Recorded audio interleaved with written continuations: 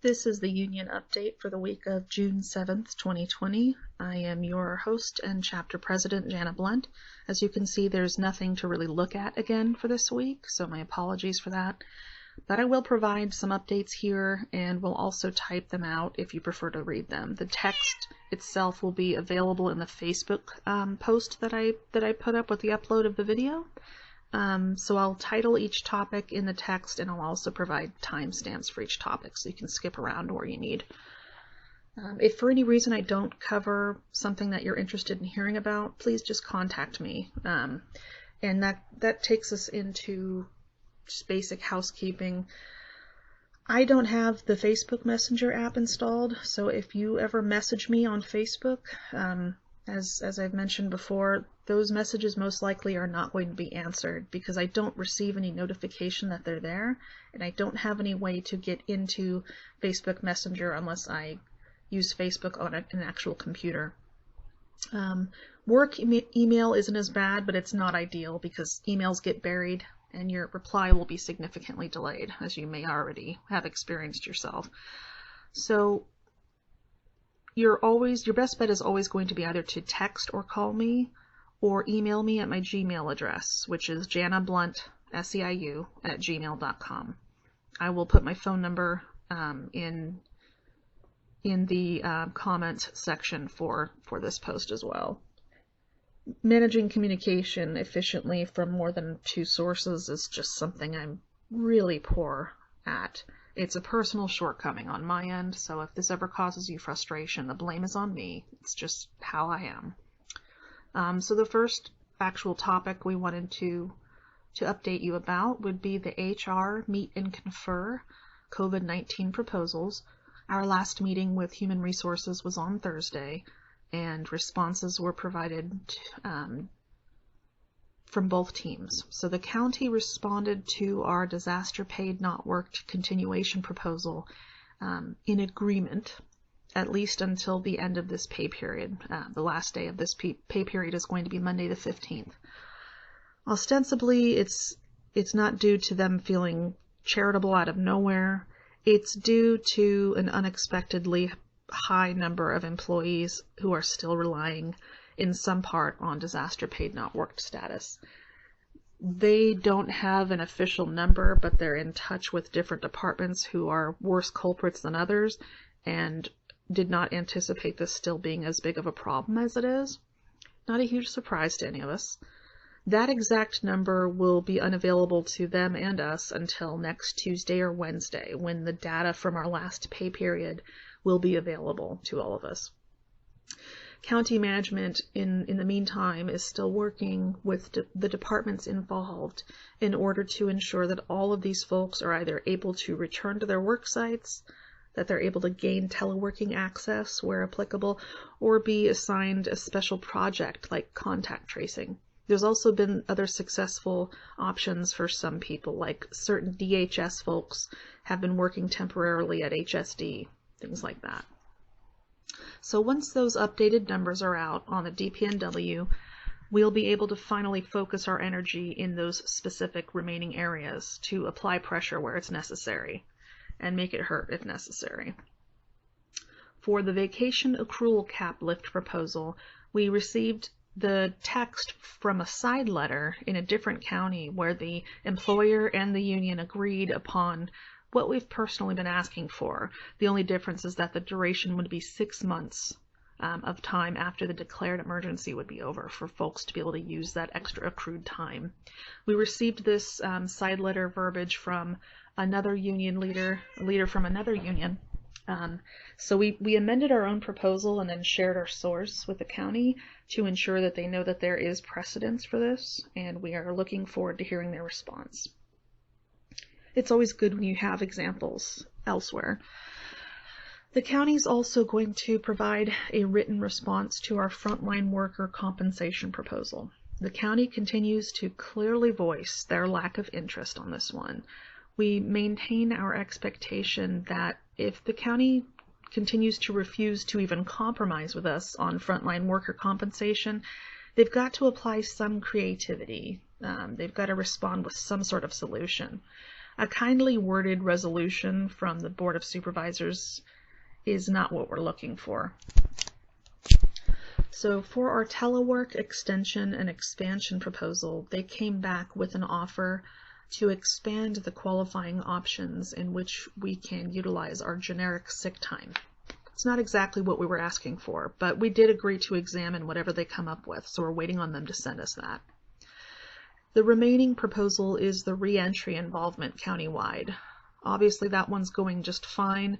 We've received the safety plans for several departments, and we're awaiting the plans for the rest.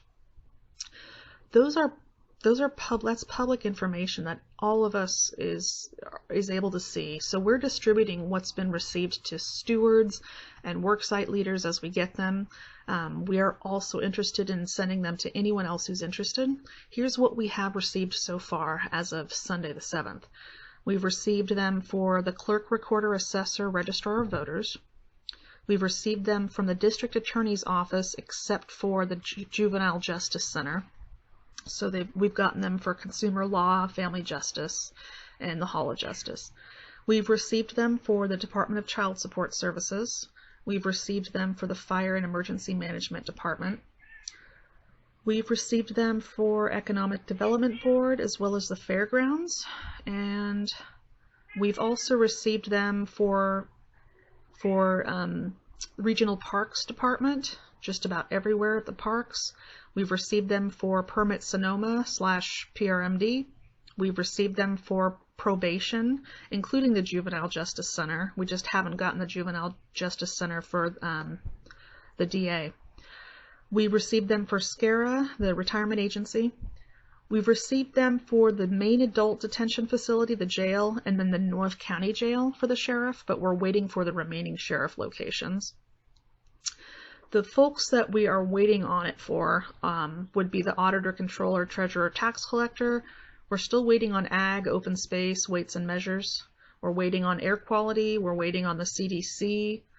We're waiting on all of DHS. We are waiting on all of general services, and we are waiting on human resources as well as HSD, all of it. We're waiting on ISD as well.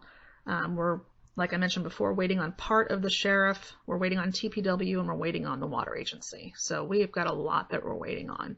Regardless of which category you are in, whether we have it or not, if you'd like to get your own so you can review them, please let us know. We want as many eyes on these as possible. So again, if you happen to be interested in receiving the safety and reentry mitigation info compiled by your own department management, reach out to me via text or email, and I will happily send it to you for your review. And let me know which holes you can poke in it or what you don't like. So that's that. So the next section, we're almost done here, reentry concerns. So in spite of where we're at in this pandemic, some departments have already begun larger scale reentry. The largest reentry effort and the source of the vast majority of the emails I've gotten from understandably concerned employees is our beloved HSD. That's obviously no surprise. About 40% of our bargaining unit works at HSD. At the end of the day, their limited teleworking bandwidth and their aim to be equitable so everyone can telework across the board, partially, has resulted in the requirement for the majority of HSD employees to return to their work sites part-time, some of them once a week, twice a week, depending on their schedules. Folks aren't excited about that. I am in touch with a lot of people at that department, all the folks who have reached out to me, and I can't really go into the details on this because it's a public submission, but if you are interested in what's going on with that, reach out to me. I'm not purposely, being vague. There's only so far I can go on this. Next section, just an update on our Fairgrounds layoffs. The Board of Supervisors agreed to lay off 12 Fairgrounds employees effective June 30th. The item passed 3-2, with only Susan Gorin and Linda Hopkins voting no. Rabbit, Zane, and Gore agreed with, in I'm just editorializing here. They agreed with zero sign of remorse or empathy. It was chilling. This isn't just something they're deciding to do on a whim. There's budgetary reasoning behind this. The fairgrounds are funded entirely differently than the rest of the county. They entirely rely on the Sonoma County Fair funding, and as you know, the fair has been canceled this year.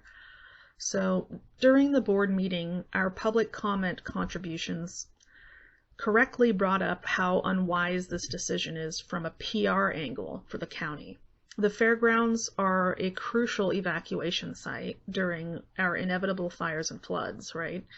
So with so few employees left to prepare and manage the grounds until money starts to roll in again, on top of how long it would take to get workers back administratively, and what if they got jobs elsewhere and they didn't want to come back, this would leave county management looking very inept.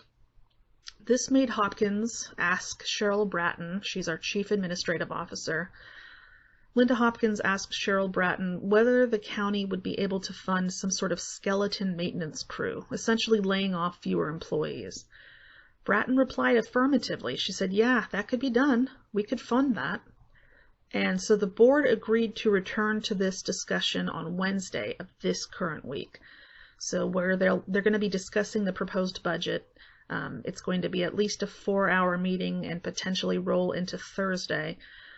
Regardless of how long it takes, we're going to be there watching and taking notes, so we will share those with you.